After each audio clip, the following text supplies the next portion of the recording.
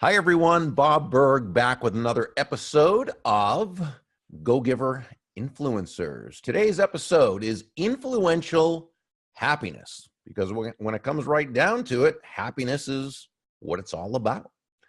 But what do we mean by happiness? Again, we always talk about it's so important to define our terms. I think when we're talking about happiness, that's especially so because it can be defined in so many different ways. Let me give you my sort of 30,000 foot view, overview of happiness as I define it, which doesn't mean anyone else has to define it this way. It's just my definition. I would define happiness as an ongoing feeling of joy and peace of mind, the result of living congruently with one's values. What do I mean by that? Well, it doesn't mean that we're always going to be in a state of joy or feeling joy, because life is life and lousy things happen. Sometimes we're sad. Sometimes we feel badly. But what I mean is that it's an ongoing feeling of joy and peace of mind in terms of the overall way you live your life. And that's why it's so important to add the part based on living congruently with one's values. What are values? They're something that a person holds dear to them. So when we're living congruently with our values, we can be happy. But when we're not living congruently with our values, we cannot have that overall feeling of joy and peace of mind. We can get a momentary thrill or momentary pleasure or momentary, but it can't be ongoing. And here's what I mean. Let's say that as one of your values, as one of your highest values, you have honesty. Okay, you believe that's a way to live your life. That's a value you hold very high, honesty. But you're, let's say, in a relationship where you find yourself lying to this other person, or at work, you're not that you'd ever do this, but that you're taking supplies home with you. Okay, that's incongruent with what you hold to be of value. Now, someone might say, show me your actions and I'll show you what you hold to be of value. And I understand that. But if your value system, if you believe that you hold honesty as a high value, and yet you're doing things that are incongruent with that, you simply can't have that ongoing feeling of joy, of peace of mind. You just, as a human being, we cannot act incongruently with our values and have joy, be happy. Let's say as a high value, you hold spending not just quality time, but quantity time with your family. But you find yourself at work 16 hours a day. Now, I'm not saying you're doing something for 1 or 2 weeks because it's a particular project or something. No, I'm talking about this is going on and on and on. While you hold as a high value spending time, quantity time with your family, you're not doing so over time. You simply can't be happy. It's incongruent with your values. So that's how I see happiness. Now, feel free in the comment section to put down your own, to write in there your own definition of happiness. Now, we're going to look at another definition of happiness in a little bit as it relates to what we're talking about today. But that's just my, again, 30,000 foot overview. So again, feel free to put yours in there as well. Okay, so now influential happiness, or some principles of happiness that I learned from a man who I consider to be one of my greatest mentors. His name was Harry Brown. He passed about 10 years ago. And Harry was a guy who I got to know for a little while. I got to spend some time with him, which I feel honored to have been able to do. Just a great guy, brilliant guy, fantastic, nice guy, very kind. And Harry was also a prolific writer, had several New York Times bestsellers, mostly on economics and philosophy and politics, and just, again, fantastic. And Harry also had a unique respect and understanding for human nature. So Harry, back in the 60s, when he was first teaching selling, because he was a great salesperson, uh, he wrote a couple of manuscripts, one dealing with human nature and one dealing with selling and how that related to human nature. But he never published this book, and I don't know why. But after he died, his wife, Pamela, his widow, found the two brief manuscripts on his hard drive, and she sent them to someone who connected her with an independent publisher who eventually they published this in the form of a book called The Secret of Selling Anything. I don't love the title of it because it can be misconstrued, but the title is actually true because here's his secret. His secret of selling anything was find out what the other person wants and help them get it. That's how you sell anything. So, and as Harry said, it should never be a secret. But I want to take the part from this book that talked about human nature, because to me, and it's one of those books. Here's how much I love this book. And Shannon, yeah, as always, she already put the link to it. This is a Kindle copy of the book. The book is the best treatise on, again, understanding human nature. And you know, people say, well, if you had only one book you could read that would help you live a happy, fulfilled, successful life, what would it be? And my first answer is always, well, there is no one book. We should be reading lots and lots of books. But if there was just one, it would actually be this book. Now, if you get it, remember it was written in the 1960s, so the language is kind of a little bit dated, and it's also he was certainly not a sexist anyway, but the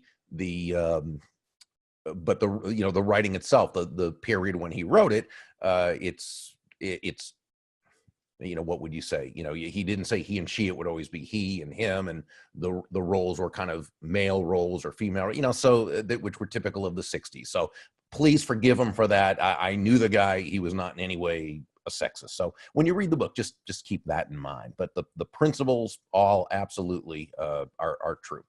So let's talk about what Harry called his three basic principles. And they need to be taken in order for them to make sense. Now, first of all, we're going to, number one was this. Everyone seeks happiness. Now, we're going to use the definition, and this is the definition Harry used in his book, which is the dictionary definition. And rather than my 30,000-foot overview definition, the one Harry used was simply for happiness was the mental feeling of well-being. Okay, and that works just as well. The mental feeling of well-being. So as we're talking about happiness in this episode, that's what we're talking about. That's how we're defining it, the mental feeling of well-being. So what Harry said is everyone seeks happiness. Now, in all other ways, Harry was not one to say everyone or no one lightly, okay, just like I don't, because it usually isn't everyone or no one. We're all unique individuals. But this is what Harry said is in every other way, people are individuals. They think they different and so forth. But in this one instance, it's everyone. Everyone seeks happiness. Again, happiness defined as the mental feeling of well-being. Now, what Harry said is people do what they believe will make them happy. Not every action brings happiness. Individuals make mistakes, but every act is aimed at bringing happiness. That's so important to know. But that's not enough. That was number one. Number two is happiness is relative. People understand happiness differently. Thus, they place different values on different things. So, as Harry says, what would bring one person happiness would be absolutely meaningless to someone else, or would make another person miserable. So let me, after we have one more to go, but let me break here to take this in a To use an example, in sales, we often, but because remember, we've talked about belief systems before, we all tend to believe that we all tend to think that people see the world basically as we see the world, which isn't true. And so we tend to think that what would make us happy, what makes us happy regarding our product or service, is what would make our prospective customer happy. And that's not necessarily so. So when you hear a salesperson say, oh, well, what I really like about this is the so-and-so, so-and-so, well, that's great. But does he or she know that that's what the prospective customer likes about it? And that's why it's so important to ask questions and why it's so important to listen. Because remember, value, the relative worth or desirability of a thing, again, what is it about this thing, that this product or service, that brings worth or value to the other person that they would willingly exchange their money for this? Value is always in the eyes of the beholder. It's what the prospective customer finds to be of value, or what they believe would make them happy, not what we believe would make us happy. And one of the I guess it wasn't funny, it was kind of ridiculous, but it's funny to think about afterwards, is I remember years ago when I was about to buy a new copying machine. And I had just moved out of my office, my traditional office I used to have, and moved into my home office as a one-man show, right? I mean, my business partner, Kathy, worked out of her home, and the people who were our subcontractors worked out of their home. But my office was a one-person office now. It was in the spare bedroom. So I wanted to get another copying machine, so I called a copying machine company, the one that I had used before, but there was an issue I had. The one that I used when it was in my office, which my office manager at the time, Eileen, used to use, it had this thing where you had to manually report the number of copies you'd used in a month and fiddle with this little doohickey thing and then send it in, and that was month after month. Well, anyone who knows me knows that I'm not a technical person, right? Not a techie. And so that kind of stuff would drive me nuts, but Eileen was fine with it. But so when I got this new, when I was looking to get this new copying machine and not having Eileen here, I wanted to make sure I could get a unit without having to report it every month manually. So when so I called the company, the salesperson came over, who apparently was a regional sales manager. He brought over his sales trainee, a young woman. So he's doing his presentation for me.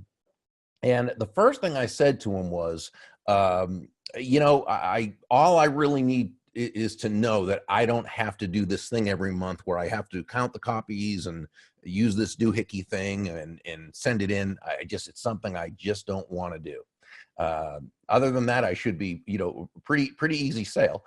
And he started immediately, he just ignored me on that and started talking about how great the price was. And it's going to be amazing. This price is so fantastic and so forth. And I said, yeah, well, that's great. I appreciate that. But my concern is, will I have to do this doohickey thing where I'm manually blah, blah, blah, blah. And again, I don't know if he even acknowledged it because I just don't remember. It was a while back, but he went right on again to price.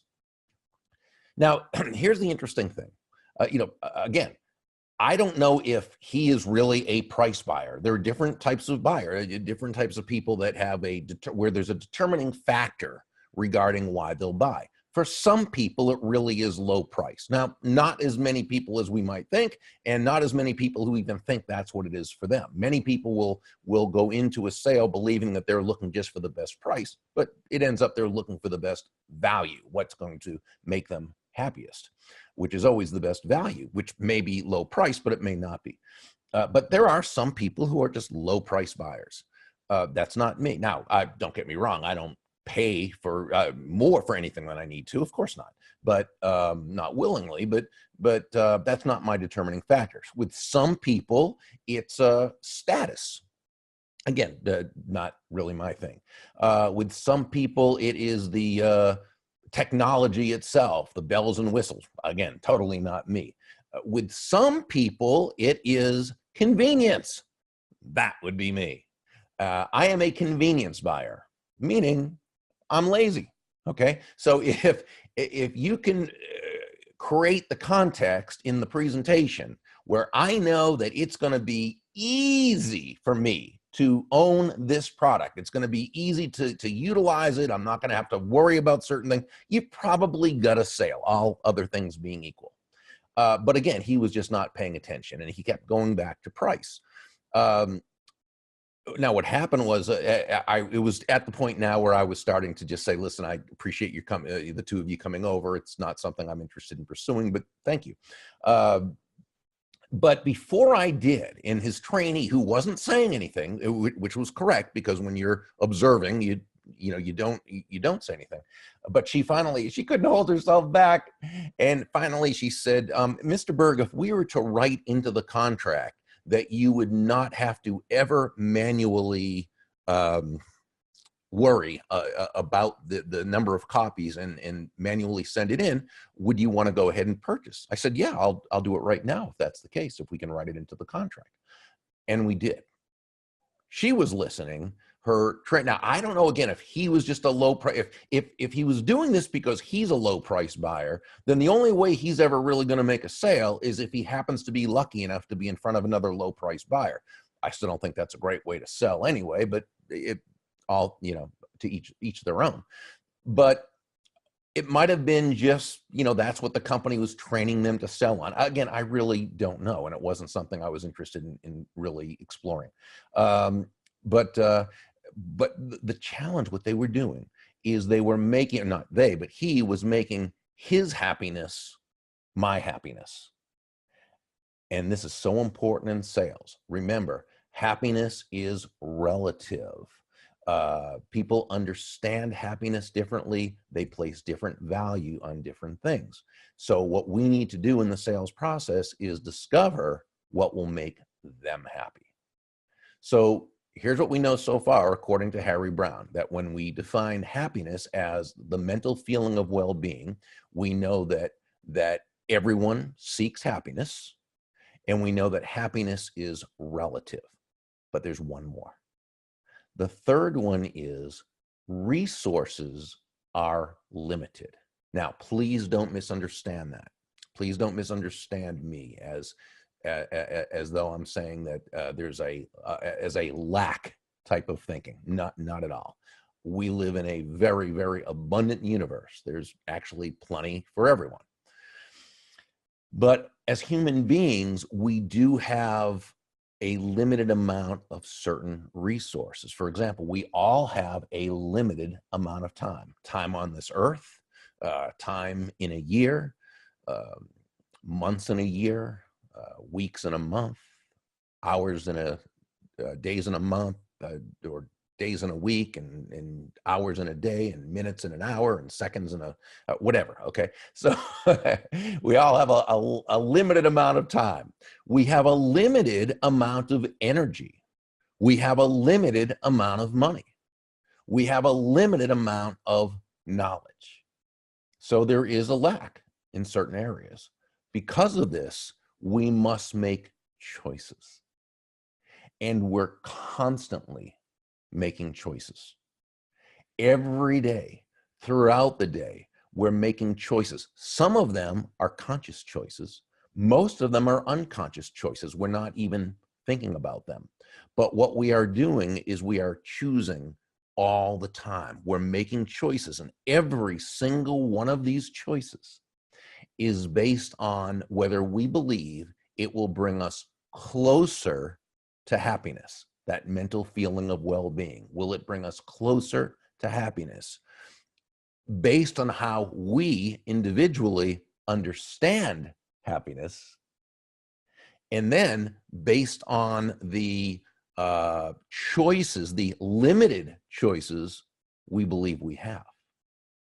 What that means to you as an entrepreneur, as a salesperson, as a friend trying to persuade or influence someone to make a certain decision, even that you think is in their own good, or something that you'd like to do, whether it's a restaurant you'd like to go to or some other activity, or regardless, it doesn't matter.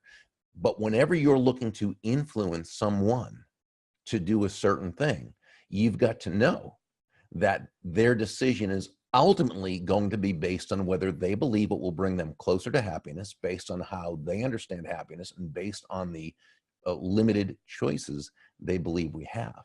The neat thing about that is that from now on, you never, ever have to be disappointed by what someone does, because you know it really isn't about you, right? It's not personal. It's about them. Now, that means you're responsible for, for being prepared, for asking the right questions, and for really discovering what it is that, that would bring them happiness. Absolutely. But the ultimate decision is going to be based on their sense of happiness. Let me look. Hi, Yvonne. Hey, Edie Galley just joined. And there's Mia Voss. Hey, Liz Almond and Diane and Christina Harvey. And I love how we have, Andrew. Hi, Lucille. We have people from literally all over the world, not figuratively, literally all over the world. And I always love that so much. So any thoughts or questions about this? Any place where you disagree or where you agree, or an example that you've seen, that may have surprised you? One, again, when we talk about, those three principles, and when we do this exercise, typically when Kathy and I are having our Go-Giver Entrepreneurs Academy, and we go through this, the very first thing, we go into more detail. In fact, maybe we'll continue it more in another episode. We'll get into some of the other aspects of this, because there's a lot more depth to this. But we talk about when we do our exercise about the second part, happiness is relative, right? And remember, we limit these to 10 people. So along with Kathy and me, there are only 10 other people. There are 12 people in the room. That's it. And so I'll often ask the question, because it comes out, by the way, the same way every time. I'll say, how many of you in this room just absolutely love to travel? Okay. You would, if you could, you would just travel the world. You'd be on a plane all the time, or on some cruise ship. You would just be all the time. And about half the people in the room will generally raise their hands. They love travel. Then I'll say, how many of you, you're not as excited about it, but you enjoy travel? And a couple times a year, you'd like to take a trip and go somewhere and so forth. And the rest of the room will raise their hand, except for me. And sometimes one other person, but often it's just me. And then I'll say, how many of you in this room absolutely hate travel to the point that if you never had to do it again, you just wouldn't? And I always raise my hand. And again, sometimes there's one other person. And so you think about it, 12 people in this room, and there are 3 totally divergent spectrum to spectrum answers in terms of travel. Now, there's Gil. He's in an airport right now. I hope you're enjoying it. I hope you like travel, Gil. And so here's the interesting thing. The people who love travel, they just can't understand how I could possibly despise travel as much as I do, right? Because remember, we tend to see the world the way we see the world, and we kind of think everyone else does as well. It's very natural. Now, I totally can't understand how anyone could enjoy travel, whether a little bit or a lot. It's beyond me how someone would the packing and the planning and the this and that and the airports and everything about it, because I like to be home. I'm a homebody. So, okay. So to me, I just can't understand. But we're not other people. And so this is just, to me, it's once we understand this, it opens up a whole new world for us. We get that we feel one way. Certain things motivate us. This is why Harry Brown used to say that salespeople would ask him, Harry, how do I motivate people to buy? And he'd say, you don't have to motivate people to buy. They're already motivated to buy. The only thing you have to figure out is, what are they motivated by?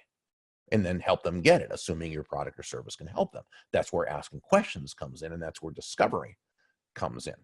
But so people say, well, Bob, it's funny, you've been a speaker for 30 years now, and you really hate travel. You're sure in the wrong business. And I'd say, no, I don't think I'm in the wrong business. even though the traveling isn't my favorite part, because I've loved what I've done. I love speaking. I do a lot less now than I used to. Okay. But I love that part of it. Love the speaking part, hated the travel part, enjoyed the money part, enjoyed getting to share on stage thing. There are certain things I loved about it, certain things I didn't love about it.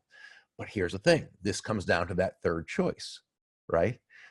Since I wasn't able to transport myself a la Star Trek to the different places, if I was going to do a business that I loved, I needed to travel.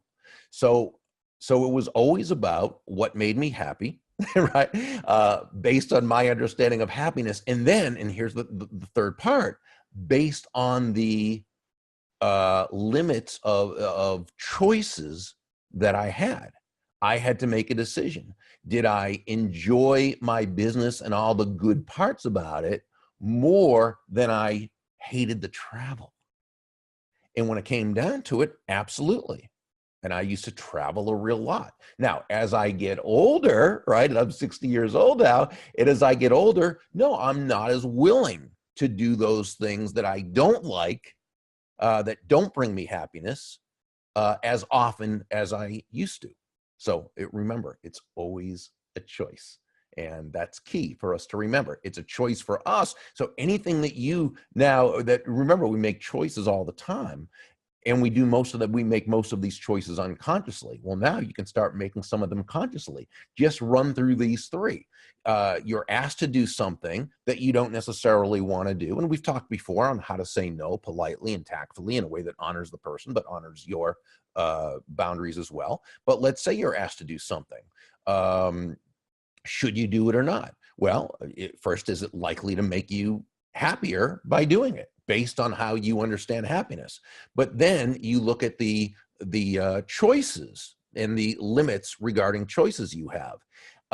Is it something you feel that you want to do for another person because of either the respect you have for them or for whatever reason it would be? And does that equal, or is that greater than the fact that you don't want to do this thing? If that's the case, it might be that what will ultimately make you happier is to do the thing, even though really it in and of itself isn't something that you would find happiness doing or joy in doing. But it still might be. Let me give you one more example too. Let's say giving money to a cause you believe in. Let's say your local animal shelter. Okay. Now, and you donate it, you write a check for $5,000. Now, does it make you happy in and of itself taking $5,000 out of your account and writing a check? Probably not. That in and of itself isn't what would make you happy. But now you look at your values, and let's say you hold a high value on protecting animals, and the animal shelter is the way that you personally do it. Okay. So now you have a choice, and this is where the third one comes in. Based on the choice of having $5,000, which is a good thing, or not having $5,000, which isn't as good, but the choice of not helping the animals in the shelter or helping the animals in the shelter, which within those choices is going to give you the mental feeling of well-being, or is more likely to provide you with the mental feeling of well-being, or a sense of joy and peace of mind based on living congruently with your values. And then there's your answer. And again, it will always be different for different people. So that is pretty much it on that part. Let me look at some of the comments and respond to anyone who might have any. There's Terry Green and David Chalmette. Thank you for that kind comment. I appreciate that. Steve Ains joined. Hi, Steve. And John Walters. John, great point. Annalisa Perrant, great coach on how to write and publish a book. She's so wonderful. And Diane, you put the quote down, "We are not other people." Exactly. We are not. Joe Polish is the one who said we are. No, you know what? It wasn't Joe, although Joe's so great. I quote Joe all the time. I'm trying to think who it was who said, "We are not our customers." And I thought, wow, that says it right there. Jeff Paul, I think it was Jeff Paul who said that. Jeff West, thank you. I appreciate that. And Robert Serra, I hope I pronounced that correctly. Glad to see you here. A couple quick things as we begin to end. And by the way, we'll continue this discussion on another show. Okay, just like we did with the endless referrals, we kind of did part 1, part 2. Let's do some more of this on another show. We have a couple great shows, by the way, coming up over the next couple of weeks with some great leaders, and you're going to really love them. 2 of my favorite people. I won't ruin the surprise by telling you right now, but then we'll come back after that, and we'll finish up with this. But right now, let me suggest that, if you have not read my book, John David Mann's and my book, The Go-Giver, and our new one, The Go-Giver Influencer, go to thegogiver.com and pick it up if you'd like. Also, let's see. Our podcast, thegogiver.com/podcast. This week, I interviewed Mike Robbins, who wrote a great new book, Bring Your Whole Self to Work. This is really an amazing book. I wasn't in love with the title because I didn't quite, but once I read the book, I realized this was magic. And this guy's so brilliant, and he's a great guy. But this book, spectacular. It might be his best book yet, and that's saying a lot because everything he writes is fantastic. Let's see. I had a note here. Promote the Go-Giver Influencers Facebook page. This is the page we have. It's free of charge, and I know Shannon's probably posting that right now to the thank you, Shannon. It's our Go-Giver Influencers page on Facebook, our group, excuse me. And Kathy, every morning, Kathy Tajan, my awesome business partner, she posts a graphic and a quote from one of John David Mann's and my books, and it gets discussion going. There's so many great people. I think we have about 4,000 people on the page. So invite others too who you think might like a daily shot of Go-Giver inspiration, if you'd like. And then, of course, there's our Go-Giver